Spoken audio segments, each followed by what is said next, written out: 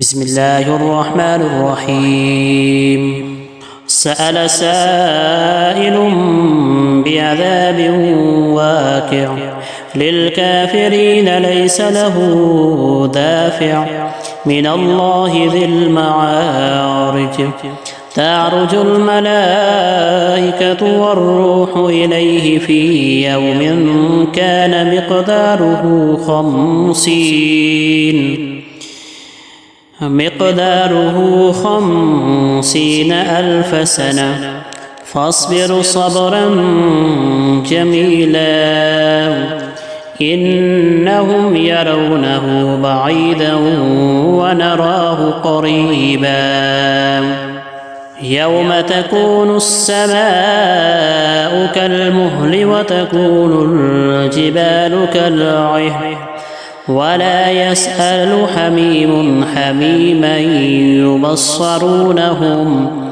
يود المجرم لو يفتدي من عذاب يومئذ ببنيه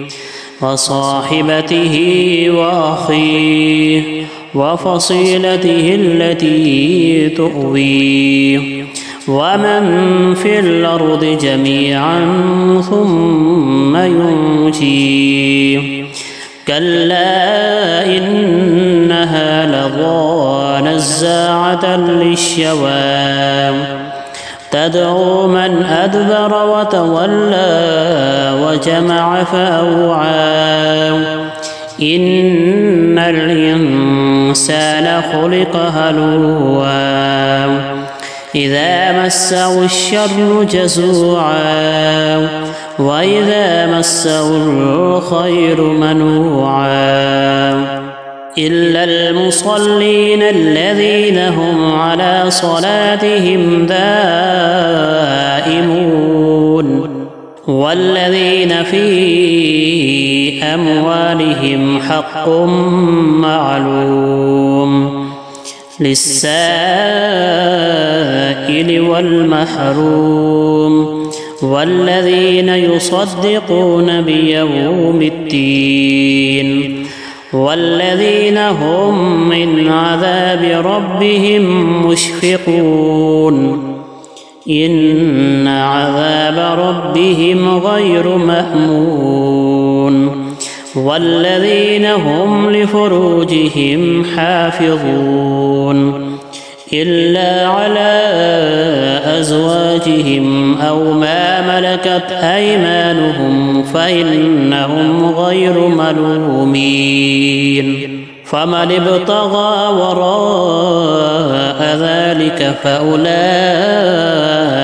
هم العادون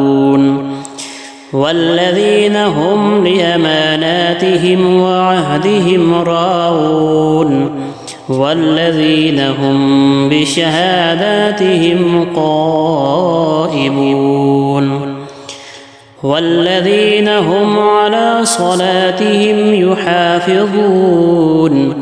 أولئك في جنات مكرمون فما للذين كفروا قبلك مهطعين عن اليمين وعن الشمال عزين أيطمع كل امرئ منهم أن يدخل جنة نعيم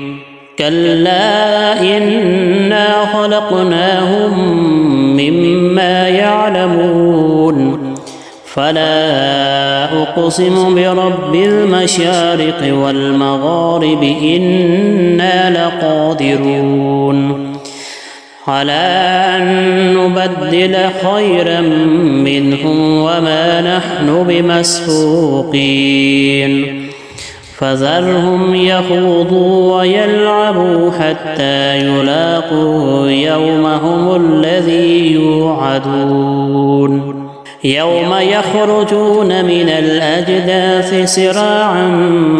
كأنهم إلى نصب يوفضون خاشعة أبصارهم ترهقهم ظلة ذلك اليوم الذي كانوا يوعدون